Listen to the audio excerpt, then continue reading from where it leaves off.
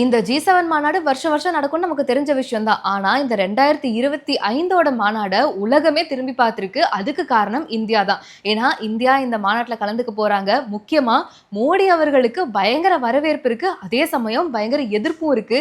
இப்படி ஒரு சிச்சுவேஷன்ல கலந்துப்பாரா, மாட்டாரான்னு எக்கச்சக்க கேள்விகள். அது எல்லாத்துக்கும் ஃபுல் ஸ்டாப் வைக்கிற மாதிரி, இன்னைக்கு அந்த மாநாட்டுல கலந்துக்கிறதுக்காக நம்மளுடைய பாரத பிரதமர் திரு நரேந்திர மோடி அவர்கள் கனடா நாட்டுல இருக்கக்கூடிய கேல்கரி மாகாணத்துக்கு போயிருக்காரு. அண்ட் அதை பத்தி அவருடைய எக்ஸ் தளத்திலேயே பதிவு பண்ணியிருக்காரு. எந்த சோஷியல் மீடியா தளத்தை எடுத்துக்கிட்டோம் அப்படின்னாலும் மோடி அவர்கள் அங்க போய் அந்த மாநாட்டை அட்டன் பண்றது மட்டும்தான் ரொம்ப பெரிய டாபிக்கா இருக்கு. அண்ட் இன்னும் நிறைய பேர் என்னென்ன கருத்துக்கள் தெரிவிக்கிறாங்க அப்படின்னா, சும்மா ஒரு ஃப்ரெண்ட்லி நாடு அப்படிங்கிறதுக்காக மட்டும் இந்த வாட்டி இந்தியாவை அழைக்க கிடையாது. இந்தியாவை அழைச்சதுக்கு 2 முக்கிய காரணங்கள் இருக்குன்னு சொல்றாங்க. அதுல நம்பர் 1 காரணம் என்ன அப்படின்னா, பொருளாதாரத்துல இந்தியா பெருமளவுல உயர்ந்திருக்கு. அதாவது வேர்ல்டு லெவல்ல 5th ஹையஸ்ட் எக்கனாமி இருக்கிறதுனால இந்தியாவை அழைச்சிருக்காங்க. 2வது இந்த காலிஸ்தான் பிரச்சனை அதெல்லாம் கொஞ்சம் நம்ம எப்படி எல்லாம் கட்டுக்கதை பண்ண முடியுமோ அதெல்லாம் நம்ம உள்ளூர்லயே நிறைய ஆட்கள் பேசிக்கிட்டு இருந்தாங்க இல்லையா, அதெல்லாம் கிடையாது. கனடாவுக்கும் இந்தியாவுக்கும் நடுவில் ஒரு நல்ல நட்புறவு இருக்கு. அது இனிமேலும் தொடரும் அப்படின்னு மற்ற நாடுகளுக்கு சொல்றதுக்காக தான் முக்கியமா கூப்பிட்டுருக்காங்க அப்படின்னு பேசிட்டு இருக்காங்க. அது மட்டும் இல்லாம கனடால இருந்து தான் அழைப்பு வந்ததுன்னு நம்ம எல்லாருக்கும் தெரியும் இல்லையா. கனடா நாட்டினுடைய பிரதமரான மார்க் கார்னே அவர்கள் தான் அலைபேசி வாயில நம்மளுடைய பிரதமருக்கு அழைப்பு விடுத்திருந்தாரு. அதாவது இந்தியாவினுடைய பிரதமர் அப்படிங்கிறதுக்காக மட்டும், ஒரு தலைவர் அப்படிங்கிறதுக்காக மட்டும் இந்த அழைப்பு கிடையாது. ஒரு தலைவரா மட்டும் அழைப்பு விடுக்காம இவர் இனம், மொழி, மதம் கடந்த ஒரு ஒற்றுமையின் உருவமா திகழ்றாரு. அதுக்காக தான் இந்த அழைப்பு அப்படின்னு சொல்றாங்க. சரி, இதெல்லாம் ஒரு பக்கம் இருந்தாலும் இன்னொரு பக்கம் டிப்ளமேட்டிக்கா என்ன சொல்றாங்க அப்படின்னா, பெஹல்கம் தாக்குதலுக்கு அப்புறமா பிரதமர் மோடி அவர்கள் விசிட் பண்ண முதல் நாடு சைப்ரஸ் தான். அந்த சைப்ரஸ்க்கு பின்னாடி என்னென்ன கதைகள் இருக்கு அப்படிங்கறத நம்ம நேத்தே பார்த்தோம். துருக்கியை எதிர்க்கிற ஒரு நாடா சைப்ரஸ் இருக்கு. ஆனா துருக்கி யாருன்னா பாகிஸ்தானுக்கு பயங்கர ஃப்ரெண்ட்லியான நாடு.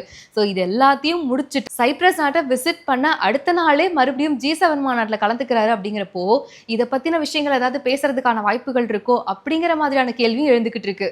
ஓவராலா இதை பாக்குறப்போ இந்தியாவுக்கு இந்த G7 மாநாட்டில் ஒரு பெரிய அங்கீகாரம் கிடைச்சிருக்கு அப்படின்னு தான் சொல்லணும். அது மட்டும் இல்லாம நம்ம முன்னாடியே சொன்ன மாதிரி globally 5th largest economic country அப்படிங்கிற பேரும் வாங்கியிருக்கோம். அது மட்டும் இல்லாம இந்த ஆர்டிஃபிஷியல் இன்டெலிஜென்ஸா இருக்கட்டும், எனர்ஜி இன்ஃப்ராஸ்ட்ரக்சர், இந்த மாதிரியான விஷயங்கள்ல மற்ற நாடுகளுக்கு நம்ம சப்ளையரா இருக்கிறதுனால உண்மையாலுமே இந்தியாவுடைய மதிப்பு அதிகரிச்சிருக்கு. இதை பத்தியும் மோடி அவர்கள் பேசுவாரு அப்படின்னு நிறைய பேர் சொல்லிக்கிட்டு இருக்காங்க. ஸோ என்னென்ன விஷயங்கள் டிஸ்கஸ் பண்ண போறாங்க அப்படிங்கறத வெயிட் பண்ணி பார்க்கலாம். 7 நாடுகள் கலந்துக்கிற இந்த மாநாட்டில் இந்தியாவுக்கு இவ்வளவு பெரிய அங்கீகாரம் கிடைச்சிருக்கு அப்படிங்கிறது உண்மையாலுமே ரொம்ப பெருமைப்படக்கூடிய விஷயம் தான். ஆனா நமக்கு தெரிஞ்சது தானே, நம்ம உள்நாட்டுக்குள்ள இருந்துகிட்டே நம்ம மோடி அவர்களை நீங்க போகாதீங்க, அங்க உங்களோட உயிருக்கு ஆபத்து இருக்கு அப்படி இப்படின்னு சொல்லி எதெல்லாம் வச்சு அவரை ஸ்டாப் பண்ண முடியும்னு நினைச்சாங்களோ கடைசியில் அது எல்லாமே ஃப்ளாப்பா போச்சு. இப்படி என்னதான் போராட்டங்கள் ஒரு பக்கம் நடந்துட்டு இருந்தாலும் இன்னொரு பக்கம் கனடா நாட்டில் வாழக்கூடிய இந்தியர்கள் எல்லாருமே மோடி அவர்களை பயங்கர உற்சாகத்தோட வரவேற்றிருக்காங்க. அண்ட் அங்க ஆட்டம் பாட்டம் கொண்டாட்டம்னு பயங்கர செலிப்ரேஷனும் போய்கிட்டு இருக்கு. Only looking at appeasement politics and trying to save your seat by kind of colluding and just kind of making a bunch of people happy. This is in a broader sense a decision which any mature leader would take. At the end of the day, India, it's not only about Modi, it's about 1.6 billion people on this earth. And it is collective leadership that we want to bring here. சரி, நம்ம நாட்டுல இருக்கிறவங்க இந்த மாநாட்டுல மட்டுமா அரசியல் பண்றாங்க அப்படின்னு பார்த்தா அதுல மட்டும் இல்லைங்க, இன்னொரு முக்கியமான விஷயமும் நடந்திருக்கு. முன்னாடி நம்மளுடைய மோடி அவர்கள் சைப்ரஸ் நாட்டுக்கு போயிட்டு அதுக்கப்புறமா தான் கனடாக்கு வந்திருக்காருன்னு பார்த்தோம் இல்லையா. அந்த சைப்ரஸ் நாட்டுல வெல்கம் பண்ற விதமா அந்த நாட்டினுடைய நாடாளுமன்ற உறுப்பினரான ஒரு பெண் அவர்கள் மோடி அவர்களோட காலில் விழுந்து வணங்கியிருக்காங்க. ஒரு நல்ல பண்பான ஒரு விஷயம் தான். காலில் விழுகிறது அவ்வளோ பெரிய தப்பு இல்லை. உடனே இதை கமெண்ட் பண்ணுற விதமா அந்த பொண்ணு அங்கே சங்கியா இருப்பாங்களோ அப்படின்னு ஒரு சிலர் கமெண்ட் பண்ணி நெகட்டிவிட்டி ஸ்ப்ரெட் பண்ணணும்னு முடிவு பண்ணிட்டா நாங்கள் என்ன பண்ணாலும் தும்முனா இருமுனா கூட நெகட்டிவிட்டி ஸ்ப்ரெட் பண்ணுவோம் அப்படின்னு சொல்லி ஒரு சிலர் பயங்கரமா வேலை பார்த்துக்கிட்டு இருக்காங்க. ஆனா அது எல்லாமே வேஸ்ட் ஆஃப் டைம் அப்படிங்கிற மாதிரி இந்தியாவோட லெவல் ஒரு பக்கம் உயர்ந்துகிட்டே போகுது அப்படின்னு தான் சொல்லணும். இந்த மாதிரி தேவையில்லாம பிரச்சனை பண்றது, நம்ம நாட்டை பத்தி நம்ம நாட்டுக்குள்ள இருந்துகிட்டே தப்பா பேசுறது, இவங்களெல்லாம் பார்த்தா உங்களுக்கு என்ன தோணுது அப்படிங்கறத மறக்காம கமெண்ட்ஸ்ல சொல்லுங்க. சரி, இதெல்லாம் ஒரு பக்கம் இருக்கட்டும். ஆக்சுவலா G7 மாநாட்டில் என்னென்ன விஷயங்கள் பேச போறாங்கன்றத நம்ம வெயிட் பண்ணிக்கிட்டே இருக்கும் போதே ஒரு கூட்டறிக்கையை வெளியிடுறாங்க. அதுல 7 நாடுகளும் ஒன்னா சேர்ந்து நாங்க இஸ்ரேலுக்கு தான் சப்போர்ட் பண்ணுவோம் அப்படிங்கிற ஒரு விஷயத்த சொல்றாங்க. ஈரானுடைய தாக்குதல்ல இருந்து தன்னை தற்காத்து கொள்ள இஸ்ரேலுக்கு எல்லா விதமான உரிமையும் இருக்கு அப்படின்னு சொல்லியிருக்காங்க. இவங்க இதை பேசிக்கிட்டே இருந்தாலும் அமெரிக்க அதிபரான ட்ரம்ப் ஒரு பயங்கரமான ஒரு எச்சரிக்கையை கொடுத்திருக்காரு. அதுல அவர் என்ன சொல்லியிருக்காருன்னா, நான் கொடுக்கக்கூடிய அணு ஆயுத ஒப்பந்தத்துல ஈரான் கண்டிப்பா கையெழுத்து போட்டே ஆகணும். ஈரான் கிட்ட அணு ஆயுதங்கள் இருக்கவே முடியாது. தெஹரானை விட்டு எல்லாருமே உடனடியா வெளியேறணும் அப்படின்னு சொல்லியிருக்காரு. இதெல்லாம் சொன்ன உடனே ஈரான் கேட்கறாங்களா அப்படின்னு பார்த்தா அங்கதான் ஒரு சின்ன பிரச்சனையே. கத்தார் மற்றும் ஓமன் நாடுகள் 2 பேரும் சேர்ந்து ஈரானை பேச்சுவார்த்தைக்கு அழைக்கிறாங்க. ஆனா ஈரான் தரப்புல இருந்து என்ன சொல்லப்படுது அப்படின்னா, இஸ்ரேல் எந்தவித ஒரு முன்னறிவிப்பும் இல்லாம எங்க மேல தாக்குதல் நடத்திட்டாங்க. இதுக்கான பதிலடி தாக்குதலை நாங்க கொடுத்தே தீருவோம். அதாவது 100% எங்களோட பதிலடியை நாங்க கொடுத்தே தீருவோம். அந்த பதிலடியெல்லாம் முடிஞ்சதுக்கு அப்புறம் வேணா பேச்சுவார்த்தையை பத்தி யோசிக்கலாம் அப்படின்னு சொல்லியிருக்காங்க. இதையெல்லாம் பாக்குறப்போ ஈரான் பேச்சுவார்த்தைக்கு ஒத்துக்கிற மாதிரியே தெரியல. இன்னொரு பக்கம் இஸ்ரேலுக்கு சப்போர்ட் பயங்கரமாகிக்கிட்டே போகுதுன்னு தான் சொல்லணும். 7 நாடுகள் ஒன்னா சேர்ந்து இஸ்ரேலுக்கு சப்போர்ட் பண்ணுவோங்கிறாங்க. முன்னாடியே சொன்ன மாதிரி இந்தியாவினுடைய முழு சப்போர்ட்டும் இஸ்ரேலுக்கு தான் இருக்கும். அப்படிங்கிறப்போ இதுக்கப்புறம் என்ன மாதிரியான விஷயங்கள் வெடிக்க போகுது அப்படிங்கறத நம்ம வெயிட் பண்ணி தான் பார்க்கணும். நேத்து தான் பார்த்தோம் இந்த இஸ்ரேல் ஈரான் கான்ஃபிளிக்ட்ல ஈரான்ல நம்ம இந்தியர்கள், இந்திய மாணவர்கள் நிறைய பேர் மாட்டிக்கிட்டு இருக்காங்க. அதுல 2 மருத்துவ மாணவிகள் எங்களை எப்படியாவது இங்க இருந்து ரெஸ்கியூ பண்ணி கூட்டிட்டு போங்க அப்படின்னு சொல்லி நம்ம இந்தியாவுக்கு ஒரு கோரிக்கையும் வச்சிருந்தாங்க. அதை தொடர்ந்து இன்னைக்கு அதுக்கான நடவடிக்கையை தொடங்கியிருக்காங்க. அதோடைய முதல் கட்டமா 110 மாணவர்களை ஆர்மீனியா எல்லை பகுதிக்கு கூட்டிட்டு வந்து அங்க இருந்து விமானம் மூலமா இந்தியாவுக்கு கூட்டிட்டு வரதுக்கான பிளான் இருக்கு. இன்னும் மிச்சம் இருக்கவங்களையும் கண்டிப்பா ரொம்ப சேஃபா பத்திரமா மீட்டு கொண்டு வந்துருவோம் அப்படின்னு சொல்லி வெளியுறவுத்துறை அமைச்சகம் சொல்றாங்க. எல்லாமே ஸ்மூத்தா போகுதுன்னு நினைக்கிறப்ப ஏதாவது ஒண்ணு கோக்குமாக்கா பண்றதே உங்களுக்கு வேலையா போச்சு. யார சொல்றீங்க? நம்ம விளம்பர மாடல் அரசான்னு கேட்டீங்கன்னா உடனே உங்களுக்கு அவங்க ஞாபகம் தான் வரும். நான் அவங்கள சொல்ல கிடையாது, கர்நாடகால இருக்கக்கூடிய ஆட்சி, அதாவது கர்நாடகாவினுடைய துணை முதலமைச்சரான DK சிவகுமார் அவர்கள் பண்ண ஒரு விஷயம் தான். சைக்கிள்ல மாசா என்ட்ரி கொடுத்திருக்காரு. சரி சூப்பரா வராரு, நிறைய விஷயங்கள் ஏதோ மக்களுக்கு பேசுவாருன்னு பார்த்தா சைக்கிள்ல இருந்து இறங்குறதுக்குள்ள கீழே விழுந்துட்டாரு. இப்ப அந்த வீடியோ பயங்கர வைரல் ஆகிட்டு இருக்கு. ஜூன் 22ஆம் தேதி மதுரையில முருகன் மாநாடு நடக்க போகுது. நம்ம எல்லாருக்குமே தெரிஞ்ச ஒரு விஷயம் தான்.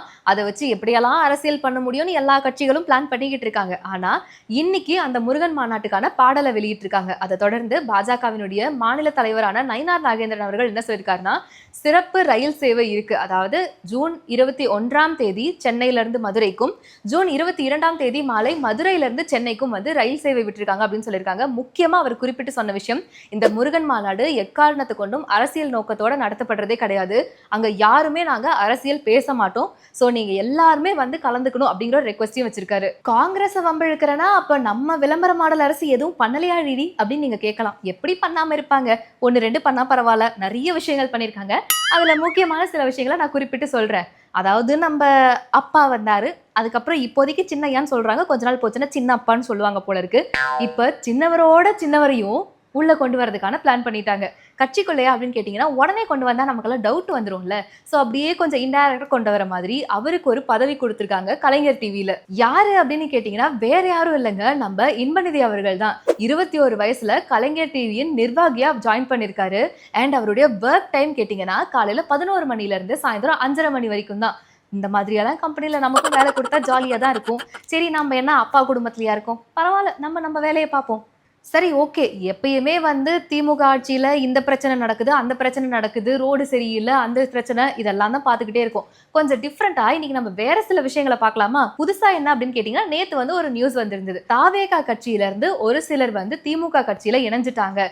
தாவேகால வந்து எங்களுக்கு சரியா பொறுப்பு கொடுக்கப்படல அப்படின்னு எல்லாம் பேசினாங்க. உறுப்பினர் அட்டையெல்லாம் கிழிச்சாங்கன்னு சொல்லி அந்த வீடியோ பயங்கரமா வைரல் ஆச்சு. ஆனா இன்னைக்கு டோட்டலா பல்ட்டி அடிக்கிற மாதிரி ஒரு ட்விஸ்ட் நடந்திருக்கு. அந்த வீடியோவை நீங்களே பாருங்களேன். நான் வந்து சின்ன வயசுல இருந்து எனக்கு விஜய் அண்ணா ரொம்ப பிடிக்கும். நான் அந்த கட்சியில தான் இருந்தேன். இது வந்து நார்மலா வந்து லேடிஸ் மீட்டிங் சொல்லிட்டு கூட்டு போனாங்க. அங்க போயிட்டு லோன் மீட்டிங் சொன்னாங்க. ஒரு காலவர் கழிச்சு வந்து ஜென்ஸ்லாம் வந்து உள்ள வந்தாங்க. நாங்க வந்து விஜய் கட்சியில தானே இருக்கோம், திமுகல வந்து நீங்க இந்த மாதிரி பண்றீங்களே அப்படின்னு சொல்லிட்டு நாங்க கேட்கும் போது அவங்க என்ன சொன்னாங்க, இது ஒண்ணுமே இல்ல, சாதாரண ஒரு விஷயம் தான். சும்மா நீங்க கழுத்துல இருந்து ஷால்வை எடுக்கிற மாதிரியோ அந்த பேப்பரை கிழிக்கிற மாதிரியோ ஒரு ஆக்ஷன் மட்டும் கொடுங்க அப்படின்னு சொல்லிட்டு சொன்னாங்க. நாங்க ஏன் இந்த மாதிரி ஆக்ஷன் பண்ணணும் அப்படின்னு சொல்லிட்டு நாங்க கேள்வி கேட்கும் போது அந்த இடத்துல எங்களை பேச விடாத போது நாங்க என்ன பண்ண முடியும்? ஜென்ஸ்லாம் வேற அவ்வளவு பேர் இருக்காங்க, கட்சி ஆளுங்க இருக்கும்போது அந்த இடத்துல இருந்து எங்களால வெளியே வர முடியாது. அந்த நேரத்துல நாங்க பாதுகாத்துக்கிறதுக்கு வந்து அவங்க சொன்னதை மட்டும்தான் நாங்க செய்ய முடியுமே தவிர எங்களால வெளியே வர முடியல. அந்த ஒரு விஷயத்தினால மட்டும்தான் நாங்க அந்த இடத்துல வந்து மாறுற மாதிரி, அந்த இடத்துல வந்து நாங்க நடிக்க முடிஞ்சது எங்களால அந்த ஒரு நிமிஷம். மத்தபடி வந்து நாங்க முழுசா அந்த கட்சிக்கெல்லாம் போல. நாங்க எப்பவுமே விஜய் அண்ணா கட்சியில தான் இருக்கோம். அப்பாவி மக்கள் உங்களை நம்பி வராங்கன்ற ஒரே காரணத்துக்காக எப்படியெல்லாம் வந்து ஒரு கேவலமான அரசியல் செய்ய முடியுமோ அதெல்லாம் செஞ்சுக்கிட்டு இருக்கீங்கல்ல அப்படின்னு சொல்லி மக்கள் கேள்வி எழுப்பிட்டு இருக்காங்க. இன்னொரு பக்கம் பெற்றோர்கள் எல்லாம் கொந்தளிச்சு போற அளவுக்கு ஒரு விஷயம் நடந்திருக்கு. ஸ்டூடெண்ட்ஸுக்கு மோட்டிவேஷனல் ஸ்பீச் கொடுங்கன்னு சொல்லி நம்மளோட மதிவதனி அக்காவை கூப்பிட்டா அவங்க திமுகல எப்படியெல்லாம் இணைய வைக்கலான்ற மாதிரியான ஸ்பீச்சை கொடுத்திருக்காங்க. இதை பத்தி ஒரு பெற்றோர் பயங்கரமா கம்ப்ளைண்ட் பண்ணி அந்த வாய்ஸ் நோட்டு இப்ப பயங்கரமா ட்ரெண்ட் ஆயிட்டு இருக்கு. அங்க என்ன சார் போல போட்டிருக்குன்னா, இப்ப நான் பையனை அனுப்பிவிட்டேங்க, இந்த சம்மதி பார்த்து எனக்கு தெரியாதுங்க. பையன் சொன்னா இந்த மாதிரி 11th 12th முடிச்சுட்டு அதுக்கடுத்து என்ன படிக்கலாம் அப்படிங்கிறதுக்காக வந்து ஆலோசனை கொடுக்குறாங்கப்பா. அதுக்கப்புறம் மதியம் பிரியாணி போடுறாங்களாப்பா, நான் போயிட்டு வந்துடுறப்பா அப்படின்னு நான் சொன்னேன் சார். சரி போயிட்டு வரேன்னு சொல்லி அந்த துளசி பசங்க எல்லாம் வந்து நம்ம வீட்டுல வந்து பசங்க கூட்டு போனாங்க. இப்போ வந்து நான் வந்து அந்த லைன்ல வரும்போது அங்க பார்த்தா லாரி மண்டபத்தை வந்து டிஎம்பி கொடி போட்டிருக்குங்க. அது போக வந்து கடவுள் மறுப்பு கொள்வளவு மாநில ஒரு பேச்சாளருங்க மதிவதன் இங்க பிளக்ஸ் வச்சிருக்கு சார். அதுக்கு அது எனக்கு தெரியாது சார். இப்ப பையன் அதனால சொல்லக்கூடாதுங்க சார். நீங்க அங்க என்ன நடக்குன்னு கேட்டிருக்கணும். அப்படியே வந்து பசங்களுக்கு அது என்ன எதிர்காலம் சொல்லி நீங்க ஸ்கூல்ல வச்சா சார் பேசியிருந்திருக்கணும். தனிப்பட்ட முறையில வந்து அதுல திமுகவில் புதிய இளைஞர்கள் இணைய விழால போட்டிருக்கு சார். அதுல ஒரு நாளைக்கு குறைஞ்சபட்சம் ஒரு 3-4 கம்ப்ளைண்ட் வந்துருது. யாரு மேலன்னு கேட்டீங்கன்னா நம்ம திமுக அரசு மேல. வைக்காத பேர்கள் இல்ல, விளம்பர மாடல் ஆட்சியில ஆரம்பிச்சு அப்பா ஆட்சி, அதுக்கு மேல வந்து நிறைய சாட்சின்னு சொல்லி எதுகை மோனையோட ஒரு அரசியல் கட்சி பேரே இவ்வளோ தூரம் டேமேஜ் ஆகிக்கிட்டு இருக்கு. அப்படிங்கிறப்போ ஒரு தலைவராக இருந்தா ஐயோ மக்கள் கிட்ட எப்படியாவது நல்ல பேர் வாங்கணுமே, அட்லீஸ்ட் எலெக்ஷன் வருது, இவ்வளவு விஷயங்கள் சுத்தி நடக்குது, தன்னோட கட்சி மேல இவ்வளவு குற்றச்சாட்டுகள் வருது, மக்கள் இவ்வளவு கம்ப்ளைண்ட் சொல்றாங்கன்றப்போ ஒரு தலைவரா கொதித்தெழுந்து இதுக்கு ஏதாவது ஒரு ப்ராப்பரான சொல்யூஷன் சொல்லுவாரு. மக்களுக்காக இல்லைனாலும் அட்லீஸ்ட் எலெக்ஷன் வருது, அந்த எலெக்ஷனுக்காகவாவது கொஞ்சம் நம்ம வந்து நல்லா இருக்கும், நல்ல கட்சி நடக்குதுன்னு காட்டுவாருன்னு பார்த்தா நம்மளுடைய விளம்பர மாடல் ஆட்சி கொளத்தூர் தொகுதியில் ஆரம்பிச்சு இப்ப ஆப்பிரிக்கா வரைக்கும் போயிடுச்சு. அந்த கொடுமையை நீங்களே பாருங்களேன்.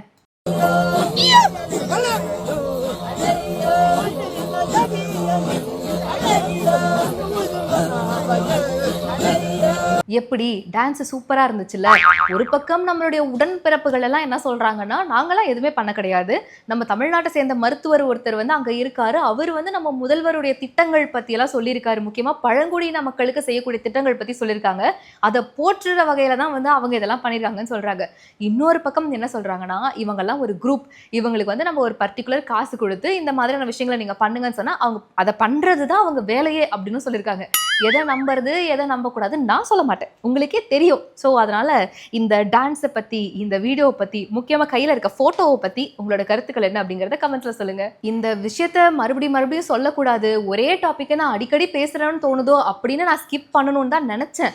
ஆனா எப்போ இந்த விளம்பர மாடல் ஆட்சியோட இந்த டான்ஸை பார்த்தனோ இதுக்கப்புறம் என்னால சொல்லாம இருக்கவே முடியல. ஒரு பக்கம் நீங்க முதல்வரோட போட்டோவை கையில வச்சு டான்ஸ் ஆடிக்கிட்டு இருக்கீங்க, அதை நீங்க பகிர்ந்து சந்தோஷப்பட்டுக்கிட்டு இருக்கீங்க. ஆனா இன்னொரு பக்கம் தமிழ்நாடு எந்த அளவுக்கு மோசமான நிலைக்கு போகக்கூடாதோ அந்த அளவுக்கு மோசமாயிடுச்சு. முக்கியமா பெண்கள் பாதுகாப்புல சின்ன குழந்தையில ஆரம்பிச்சு பெரியவங்க வரைக்கும் விடவே இல்லை, நம்ம பேசிக்கிட்டே இருந்தோம். அதை தொடர்ந்து இன்னைக்கு பன்ருட்டியில 80 வயது மூதாடி கிட்ட 2 பேர் வந்து பாலியல் அத்துமீறல்ல ஈடுபட்டிருக்காங்க, நகைப்பறிப்பிலும் ஈடுபட்டிருக்காங்க.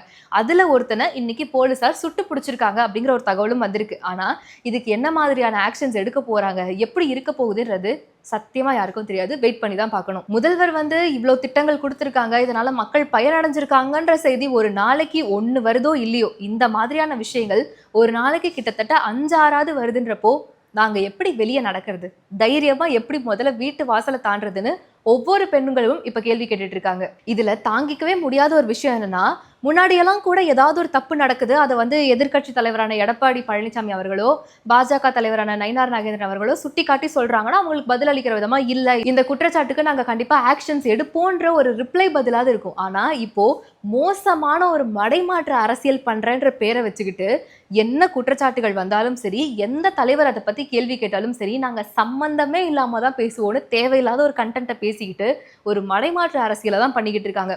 பேசின பேச்செல்லாம் என்ன, பெண்கள் எங்க ஆட்சியில பாதுகாப்பா இருக்காங்க, நாங்க அவங்களுக்காக இது பண்ணியிருக்கோம் அது பண்ணியிருக்கோம், யோசிச்சு பார்த்தா ஒண்ணுமே பண்ணல. அதான் ரியாலிட்டியா இருக்கு. சரி, அரசியல் பிரச்சனைகள் தான் இப்படி போகுது, நம்ம உடன்பிறப்புகள் தொல்லை தாங்க முடியல, அரசியலை விட்டு கொஞ்சம் வெளியே வருவோம், நாட்டில் என்ன நடக்குதுன்னு தெரிஞ்சுக்கலான்னு பார்த்தா அது இன்னும் மோசமா போய்கிட்டு இருக்கு. நம்ம சென்னையில வந்து ஒரு காதல் விவகாரம் நடந்திருக்கு. ஒரு காதலன் ஒரு காதலின் ஒரு கதை எடுத்துக்கோங்களேன்.